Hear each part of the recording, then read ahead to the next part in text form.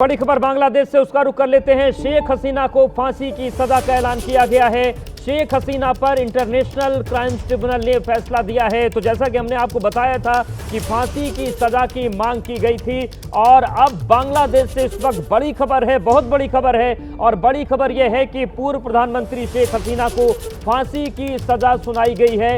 International crimes tribunal ने फैसला दिया है। शेख हसीना पर फांसी की सजा का ऐलान हुआ है। जिस तरीके से आंदोलन को कुचलने के लिए तमाम चीजें हुई थी, जो कवायदे चली थी, उसमें इंटरनेशनल क्राइम्स ट्रिब्यूनल ने माना है कि वो मानवता के विरुद्ध अपराध था। हालांकि जो आवामी लीग है, जो शेख हसीना के समर्थक हैं, वो कंगारू कोर्ट इसे कह रहे हैं। उनका कहना है कि हमें पहले से मालूम है कि किस तरीके का फैसला आने वाला है। लेकिन इन सब के बीच बड़ी खबर यह है कि बांग्लादेश की पूर्व प्रधानमंत्री शेख हसीना को फांसी की सजा सुनाई गई है। शेख हसीना पर इंटरनेशनल क्राइम्स ट्रिब्यूनल ने यह फैसला दिया है। जिस तरीके से वहां पर विरोध प्रदर्शन हो रहे थे और जिस तरीके से आंदोलन को दबाने के लिए जिन चीज़ों का इस्तेमाल किया गया, जिस तरीके से उस आंदोलन को कुचलने की कोशिश की गई, वो तमाम बातें इंटरनेशनल क्राइम्स ट्रिब्यूनल में रखी गई थी। जिसमें दलील दी गई कि हेलीकॉप्टर्स के जरिए फायरिंग की गई, ड्रोन्स के जरिए फायरिंग की गई और इंटरनेशनल क्राइम ट्रिब्यूनल यानी कि जो आईसीटी है,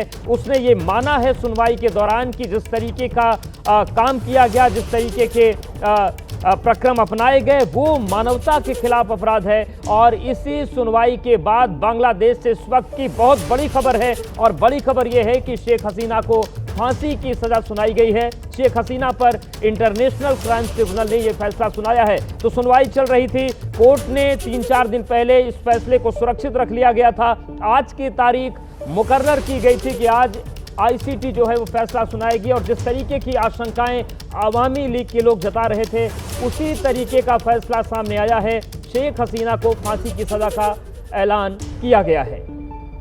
तो बड़ी खबर बांग्लादेश से है। जिस तरीके से पूर्व प्रधानमंत्री शेख हसीना इस वक्त भारत में शरण उनको मिली हुई है, जिस तरीके से तख्ता पलट हुआ था बीते साल 5 अगस्त को और उन्हें देश छोड़ना पड़ा था, लेकिन उन पर जो मुकदमा चलाया गया आईसीटी में, उसमें ये बात कही गई थी कि शेख हसीना ने आंदोलन को कुचलने के लिए बर्बर तरीकों का इस्तेमाल किया और इस मुकदमे के बाद उन्हें फांसी।